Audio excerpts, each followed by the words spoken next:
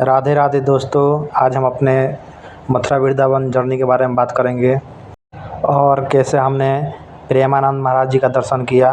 चलिए हम बात करते हैं। सबसे पहले हमने सिवान से ट्रेन पकड़ा और सिवान में ट्रेन पकड़ने के बाद हमने जो कि ये ट्रेन छपरा सिवान होते हुए मथुरा की डायरेक्ट जाती है, जो कि हर एक मंडे, बुधवार और फ्राइडे को जाता है। यह ट्रेन भटनी से डाइवर्ट होने के कारण टोटल 5 घंटा लेट थी। इसके लिए हम लोग का टाइमिंग था 9:30 को टाइमिंग था वहाँ पे मथुरा जंक्शन पे उतरने का, लेकिन हम लोगों ने 2 बजे करीब में उतरा वहाँ पे मथुरा जंक्शन पे, जो कि ट्रेन बहुत ज़्यादा स्लो चल रही थी। इसके कारण फाइनली हम लोगों ने मथुरा जंक्शन पे उतर गए। उतरने के बाद जस्ट एग्जिट हुए तो वहाँ पे टेम्पो वाले थे, जो कि वहाँ पे आवाज़ दे रहे थे कि प्रेमानंद महाराज जी का दर्शन करने के लिए चलिए। फिर हम लोग वहाँ बैठ गए। परिक्रमा मार्ग की तरफ ले गए वो कुंजकुली के पास। वहाँ पे 50 रुपये लिए। रात का टाइम था, 2 बजे पहुँचे थे। हम लोग को लगा कि दर्शन नहीं हो पाएगा, लेकिन अभी महाराज जी का दर्शन का टाइमिंग बदल गया है। पहले लगभग 1-2 बजे दर्शन हो जाता था, लेकिन अभी 5 बजे करीब में दर्शन हो रहा है महाराज जी का। फिर ऑटो वाले भैया ने जैसे ही प्रेमानंद महाराज जी अपने निवास की तरफ जाते हैं, उसी रोड पे हम लोग को आके उतार दिए। फिर हम लोगों ने लाइन में लग गए। लाइन वहाँ रास्ता बांधा रहता है, सब लोग रास्ता के उस साइड में रहते हैं। फिर हम लोग लाइन में लग गए। फिर प्रेमानंद महाराज जी का आने का इंतज़ार करने लगे। प्रेमानंद महाराज जी केली कुंज में रहते हैं, जो कि प्रेम मंदिर के जस्ट पास ही में है। लगभग 100-200 किलोमीटर के पास ही में है। प्रेम मंदिर के पास में से जस्ट वो गुजरते हैं। दर्शन के लिए लाखों की भीड़ थी। सब लोग डिसिप्लिन में खड़े थे और रास्ता दिया गया। रास्ता एकदम बगल में खड़े हुए थे। बोला गया कि जो फूल लिए हुए थे पहले ही फूल फेंक दीजिए, क्योंकि बहुत लोग क्या करते हैं महाराज जी के फेस पे फेंक देते हैं, जिससे एक बार उनका फेस भी सूज गया था। वो बता रहे थे लोग, इसके लिए पहले ही फेंकवा देते हैं। इनके साथ बहुत सारे पुलिस वाले रहते हैं और उनके साथ जो उनके साथ जो रहता है वो भी साथ में चलते हैं। आप देख सकते हैं वीडियो में।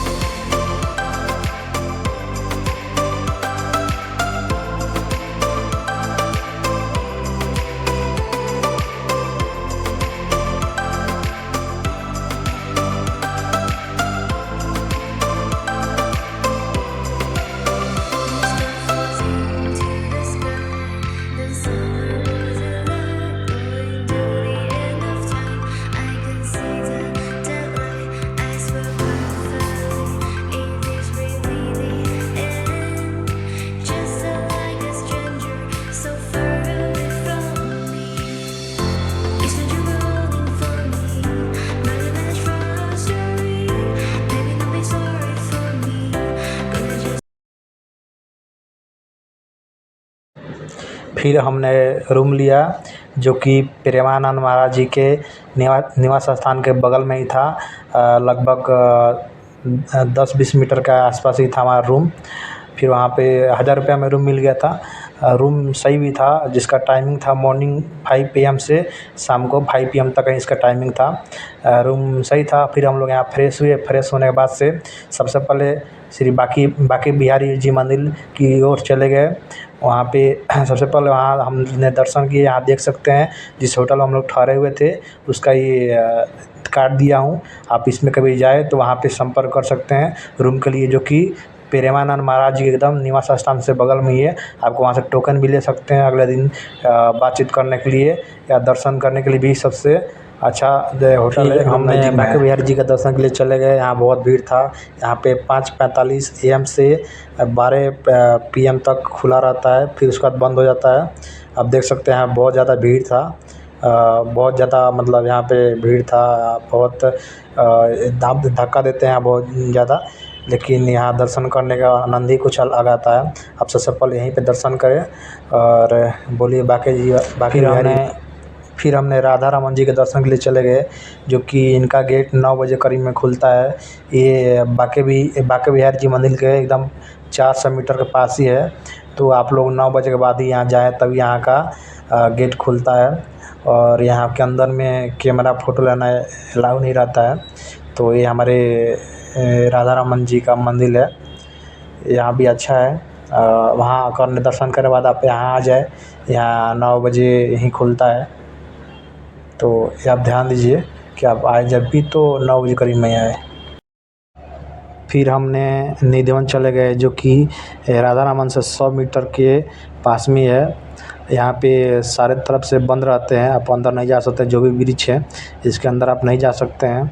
और यहाँ पे शाम के रात को अलाउ नहीं है, ये बंद हो जाता है, सारे लोगों को खाली कर दिया जाता है। ऐसा कहा जाता है कि यहाँ वृंदावन का जो बंदर होते हैं वो बहुत बदमाश होते हैं। क्या करते हैं, मोबाइल लेकर चले जाते हैं और चश्मा लेकर चले जाते हैं, आपका प्रसाद लेकर चले जाएंगे। कोई भी सामान लेंगे तो लेकर चले जाते हैं और फिर आप उनको कुछ फ्रूटी वूटी दीजिएगा तभी वो आपको देंगे। हमारा प्रसाद छीन के लेकर चले गए थे।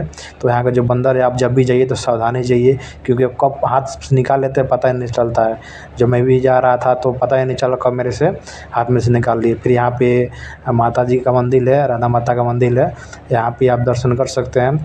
जो कि हम लोग यहाँ पे दर्शन वर्शन किए और फ़ोटो वोटो लिए, आप देख सकते हैं। यहाँ भी मतलब मंदिर में फ़ोटो कैमरा या ये अलाउ नहीं है, फिर हम लोग बाहर से लिए और वहाँ पे दर्शन किए, जो कि सही है। फिर हम यहाँ पे दर्शन किए और दर्शन करने के बाद यमुना जी चले गए, जो कि यमुना जी भी यहाँ से लगभग 200 मीटर के आसपास ही है। मतलब बांके जी मंदिर, राधा रमन यहाँ पे और निधिवन सब 200-400 मीटर के आसपास ही है। तो आप यहाँ पे दर्शन कर सकते हैं। देखिए हम लोग गए वहाँ पे, बहुत शांति था, बहुत अच्छा मौसम बना हुआ था, बहुत अच्छा लगा। और फिर हम लोगों ने वहाँ पे एंजॉय करने के लिए बोट पे बैठ गए और बोट पे बैठने के बाद वहाँ पे घूमने के लिए चल गए, जो कि प्राइस 100 रुपया था। एक पर्सन का 100 रुपया लिया। हम लोग 3 जन थे तो 300 रुपया लिया था। जो कि फिर हम लोगों ने उस पर बैठा और जाके एंजॉय किया, आप देख सकते हैं।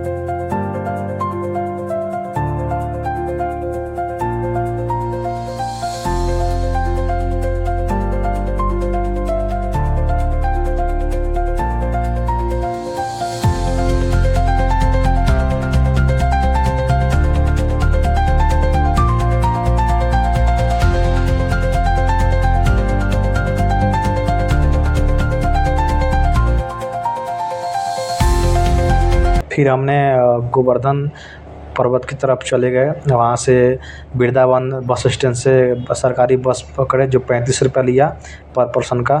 तो हम लोग वहाँ चले गए वहाँ पे गोवर्धन पर्वत के लिए। यहाँ पे बहुत सारे लोग क्या करते, पैदल परिक्रमा कर रहे थे, लेकिन हम लोगों ने ऑटो बुक किया था, जो कि 100 रुपया लिया था। पूरा 21 किलोमीटर में है, उसको परिक्रमा कराने के लिए।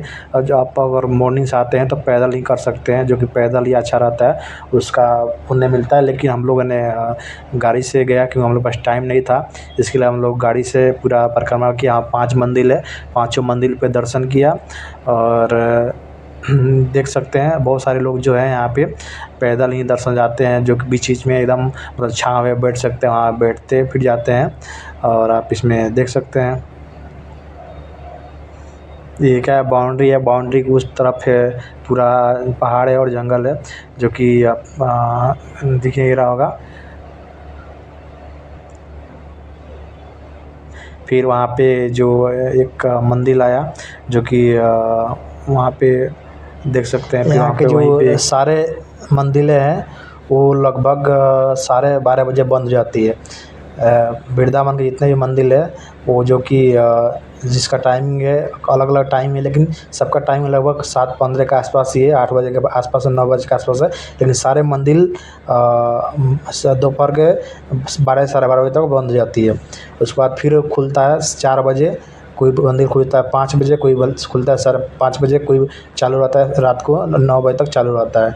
तो आप इस बीच में ही दर्शन कर सकते हैं। फिर हम लोग वहाँ से चले गए प्रेम मंदिर घूमे। वहाँ पे हमारा जो शाम को वहाँ पे होटल चले गए थे, होटल के बाद आए प्रेम मंदिर में दर्शन किए। आप देख सकते हैं प्रेम मंदिर का नज़ारा ही कुछ अलग होता है। वहाँ पे शाम को जाने में बहुत अच्छा लगता है। आप जब भी जाए तो शाम को ही प्रेम मंदिर में जाए, क्योंकि यहाँ का जो धूप नहीं रहता है और घूमने में ही आनंद आता है। और एक और बात क्या है, फिर हमने प्रेम मंदिर को घूमा और प्रेम मंदिर घूमने के बाद से हम लोगों ने इस्कॉन टेम्पल चले गए। इस्कॉन टेम्पल भी लगभग 200 मीटर के आसपास ही है। तो अब देख सकते हैं हम लोग जब गए इस्कॉन टेम्पल में, वहाँ पे भजन हो रहा था, आरती हो रहा था, बहुत अच्छा लग रहा था। आरती में सब लोग झूम रहे थे। उधर साइड में बहुत अच्छे डांस भी कर रहे थे, जो कि हमको उतना कैमरा से कैप्चर नहीं हो पाया, लेकिन देख सकते हैं यहाँ पे बहुत अच्छा से दर्शन हुआ। और यहाँ पे आरती हो रही थी, आरती बहुत अच्छा लगा वहाँ पे। फिर हम लोग वहाँ पे दर्शन वर्शन किए, घूमे, और घूमने के बाद से वहाँ पे फिर जो भी लगा हुआ था मतलब म्यूजियम फोटो था, सब हम लोग देखे और दर्शन किए अच्छे से। फिर वहाँ से हम लोग वापस होटल चले आए। आप देख सकते हैं कितना अच्छा वहाँ का नज़ारा है, देख सकते हैं। राधे राधे।